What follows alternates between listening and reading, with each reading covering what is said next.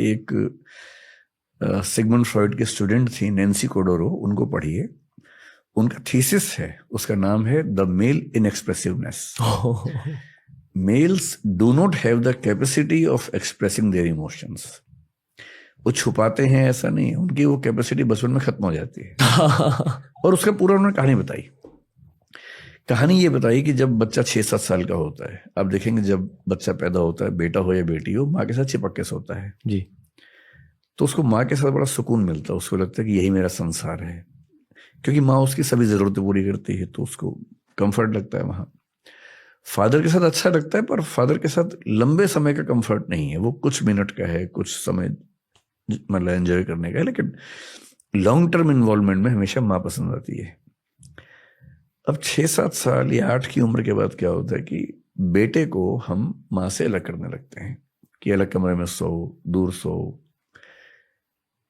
और वो हर कल्चर की जरूरत है ताकि बेटे के मन में कुछ ऐसी फीलिंग्स ना आने लगे, क्योंकि वो बड़ा होने वाला है।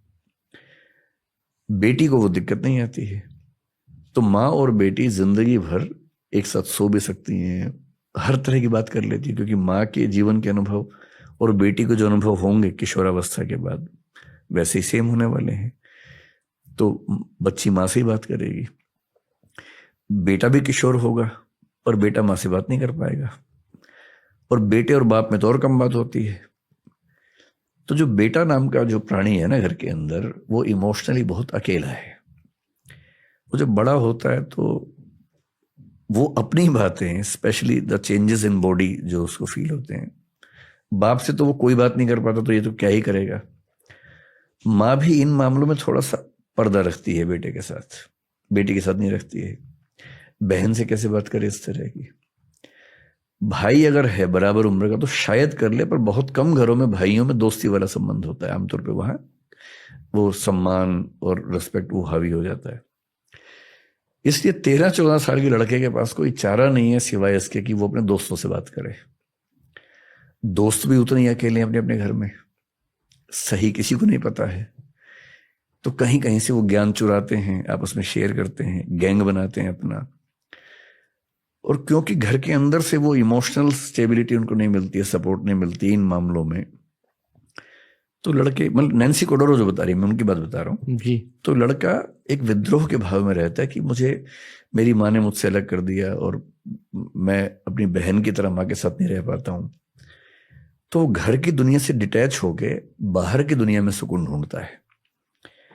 इसलिए आप देखेंगे जनरली लड़कों के लिए पैसा, रुतबा, पावर, बड़ा घर, बड़ी गाड़ी, इसकी जितनी वैल्यू है जनरली लड़कियों के लिए नहीं होती है, क्योंकि वो घर के माहौल में अपनी माँ के साथ, पापा के साथ जितना सुकून उनको मिलता है, तो इनके लिए सफलता के मायने जनरली अलग रहते हैं। वो सफलता प्यार मोहब्बत में ज्यादा देख पाती हैं। इसलिए आप फिल्मों में देखेंगे जब लड़के लड़की मिलते हैं तो लड़की क्या बोलती है, एक छोटा सा घर हो, तुम रहो मैं रहूं। लड़का ऐसी बात आमतौर पर नहीं बोलता है।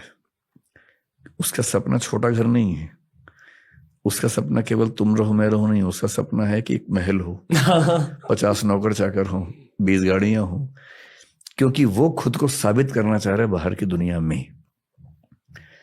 और लड़की, सभी नहीं, जनरली लड़कियों के लिए सुकून का बिंदु है घर, परिवार, दोस्तों का समूह, एक छोटा समूह जहां इमोशंस आपस में शेयर हो जाएं, न कि ऑब्जेक्ट से वो अपने आप को डिफाइन करें। और ये इसकी जड़ है बचपन का वो अनुभव जब बेटे को मां से अलग किया जाता है।